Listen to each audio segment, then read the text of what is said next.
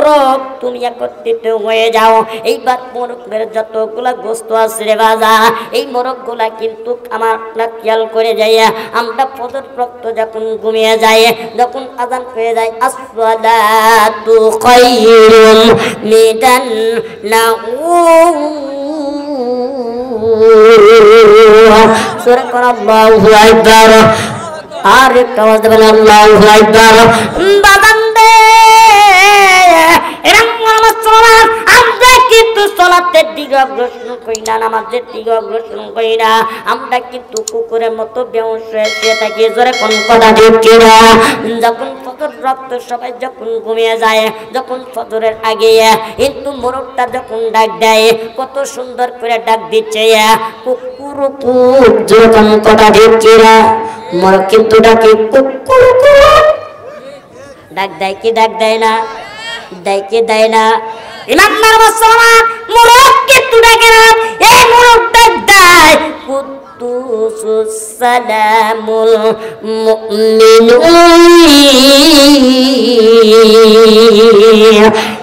মুমিনরা তোমরা ঘুম থেকে উঠে যাও, যখন আল্লাহর বাড়িতে অগ্রসর হয়ে যাও, সঙ্গে সঙ্গে আল্লাহ রাব্বুল আলামিন ওই সমস্ত মোরগের মতো যখন মোরগদের ডাক দিলেন, এই মোরগ যখন একত্রিত হয়ে এইবার মোরগটা হয়ে গেল।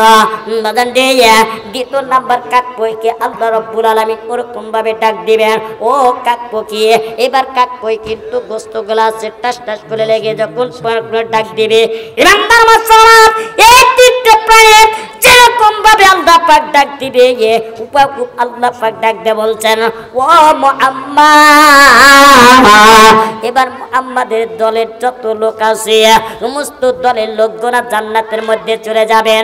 আব্দুল্লাহ নামের যত লোক আছে প্রত্যেকটা আব্দুল্লাহ লোকগুলা জান্নাতের মধ্যে যাবেন। জোরে জোরে কোন সুবহানাল্লাহ।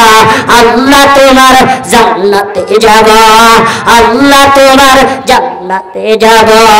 কত আশা ছিল মাওলা, কত আশা ছিল মাওলা তোমারই পাইব, আল্লাহ তোমার জান্নাতে যাব। জোরে জোরে কোন কথা ঠিক কিনা? বাজান দে পর্দার বা তোমরা একটু গভীর মনোযোগ দিয়ে শোনো মা। মা গো আজকে তোমরা কেন পর্দায় থাকো না? মা রে তোমাদের মতো ইমানদার ছিল মা আসিয়া।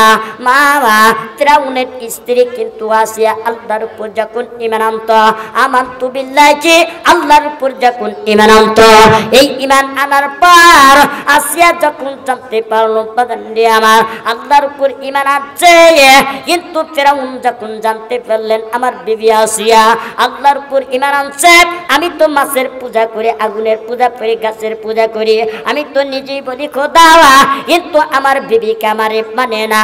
এই না আজকে বিবি যায় বিবিতে আল্লাহর উপর তুমি ঈমান এনেছো, এই ঈমানটা তুমি ছাড়বা কিনা? এইবার সঙ্গে সঙ্গে দেখতে বলছে আমি গো যে আল্লাহর উপর আমি ঈমান এনেছি, আমাদের যতই মানা করেন না কেন, যতই বাধা দেন না কেন, যে আল্লাহর উপর একবার ঈমান এনেছি আমার জানটা চলে যাবে, কিন্তু আল্লাহর ঈমান ছাড়তে রাজি নাই। জোরে জোরে কোন কথা ঠিক কিনা?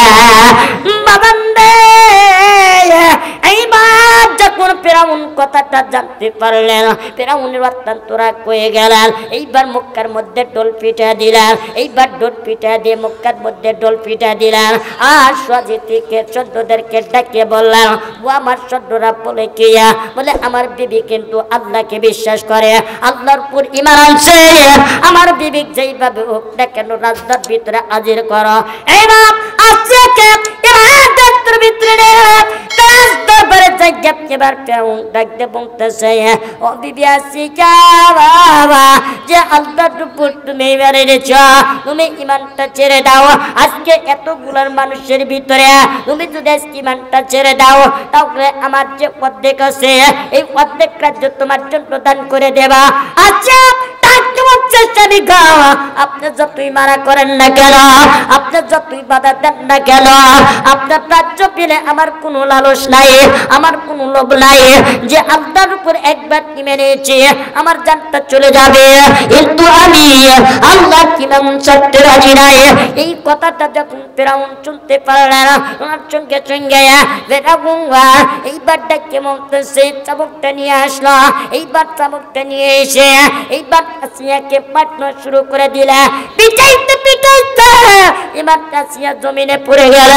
আল্লাহকে ডাকতে বলছে মালিক রে, যে আল্লাহ তোমার উপর ইমান এনেছি আল্লাহ, আজকে ইমান আনার কারণে আমার আমি তার স্ত্রী কইয়া আমাকে তোমার দূর করেছি আল্লাহ। আল্লাহ গো আমি জান শুয়ে গেলাম কিন্তু তুমি শোনো না, জোরে জোরে কোন কথা ঠিক কিনা মা, যে আল্লাহর উপর তোমরা ইমান আনবা মা, একটু পাকা মজবুত হয়ে যাও। আজকে যদি এই কথাটা শোনার পরে তোমরা যদি ইমান আনতে পারো, হয়তো ইমানের বিনিময়ে আল্লাহ তোমাদেরকে নাজাতের উসিলা বানাইয়া, আল্লাহ পাক তোমার শরীরকে মহব্বত করিয়া, আল্লাহ পাক তোমার জন্য কবর করা জান্নাতের বাগান বানা দিবে। জোরে জোরে কোন সুবহানাল্লাহ। যে জায়গা করে লা ইলাহা জালা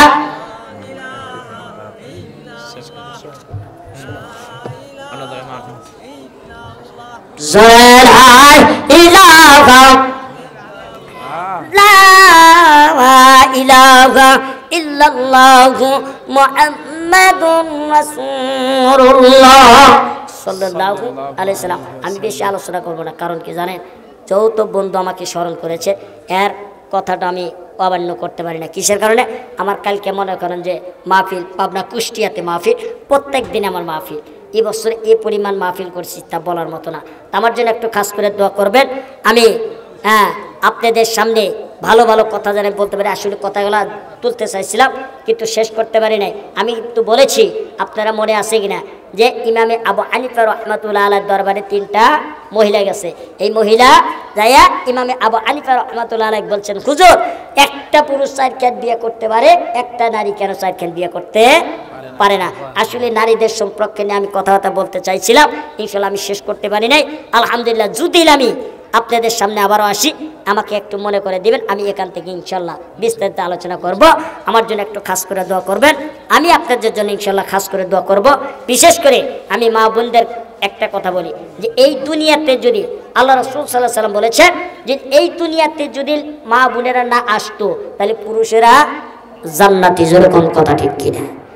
এই কথা কয় না, কিন্তু আজকে এই মা বোনদের কারণে আজকে পুরুষেরা কি জাহান্নাম, যেরকম কথা ঠিক কিনা?